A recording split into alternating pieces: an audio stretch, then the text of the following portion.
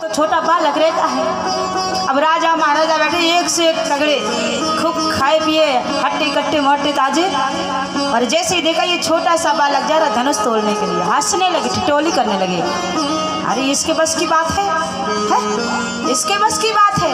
अरे जाओ जनक से कहो बच्चों का खेल नहीं है। अरे हम जैसे राजा महाराजा से तोड़ने की बात छोड़ो, हिला नहीं धनुष। और ये छोटा सा राम ये कहीं धनुष तोड़ेगा? राजा महाराजा आपस में बात कर रहे हैं। इधर मैया सुनैना भी बोली सखियों से, जाओ जाकर के कहो जनक जी से ये बच्चों का काम नहीं है। अरे खेल मत करो, हंसी मजाक बनेगा, लोग ठिठोली करेंगे कि देखो धनुष तोड़ने के लिए एक बच्चे के लिए बोला जा रहा है। अब साथ में खड़ी थी सखियां, सखियों ने कहा ऐ मैया चिंता मत करो, जिनको तुम छोटा समझ रही, बालक समझ रही ना, वो दिखने में छोटे, काम बहुत बड़े बड़े हैं। ऐ मैया धनुष तो यही तोड़ेंगे। सुने ना बोली कैसे? अरे मैया इन्होंने एक ही बाण से मारीच को 100 योजन की दूरी तक भेज दिया।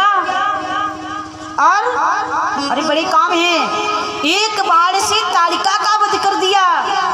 ऐ मैया कि बनी में जाए ताड़िका मारी, गौतम नार अहिल्या तारी।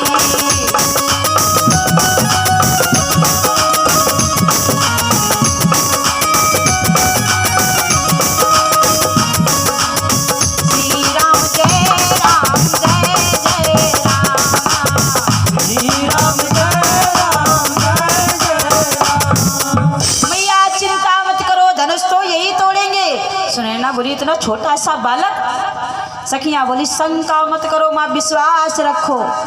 जानकी जी भी बैठी थी।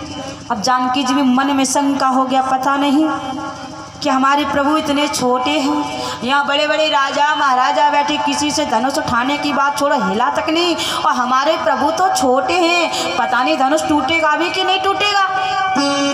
अब मैया अपने इष्ट देव से प्रार्थना करने लगी। मैया इष्ट देव से बोली सुनो हे गणेश भगवान, हे गौरा मैया, हे गजानंद भगवान कृपा करो, हमारी विनती सुनो कि करहु सकले आपन सेवकाई, कर हित करहु चापे गरु आई।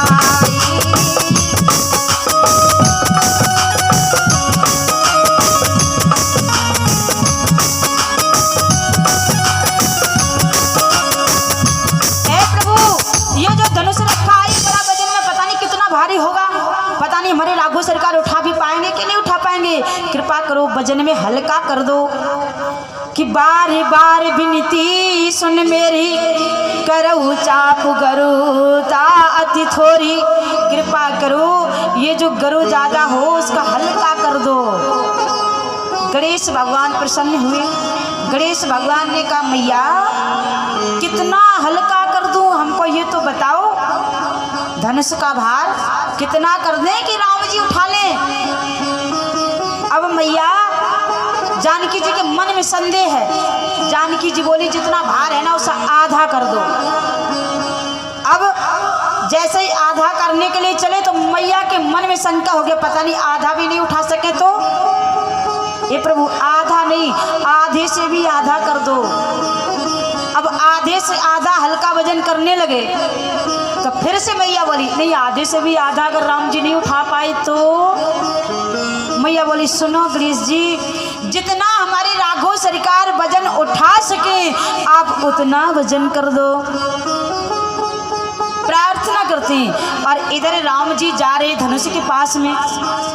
राम जी गए और जाकर के धनुष के प्रदक्षिणा की, परिक्रमा की, भगवान शिव का ध्यान किया, क्योंकि ये धनुष शिव जी का महात्मा दधीच के पिनाक की हड्डी, जो महात्मा दधीच थे उनकी हड्डी का बना हुआ ये धनुष है। इसको कहती है, इसका धनुष का नाम है पिनाक।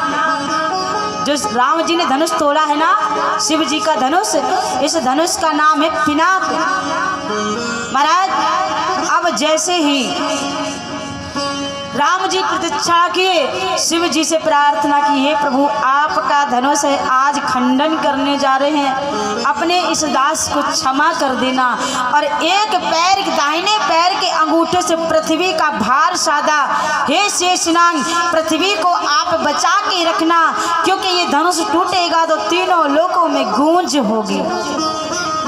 भगवान ने एक दाहिने पैर के अंगूठे से पृथ्वी को साधा और जैसे धनुष को हाथ लगाया, लिखा गोस्वामी तुलसी बाबा ने, राजा महाराजा बैठे आंखें फाड़ के देख रहे, देखते ये छोटा बालक धनुष कैसे तोड़ेगा।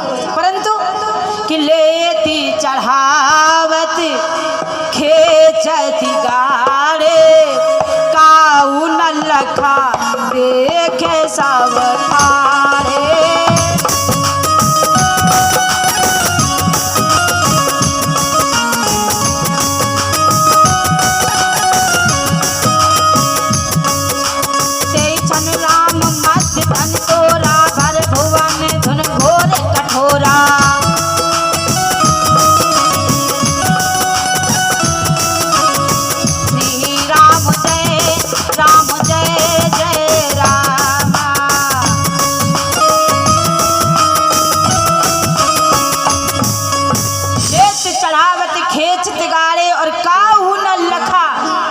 सब ठाड़े।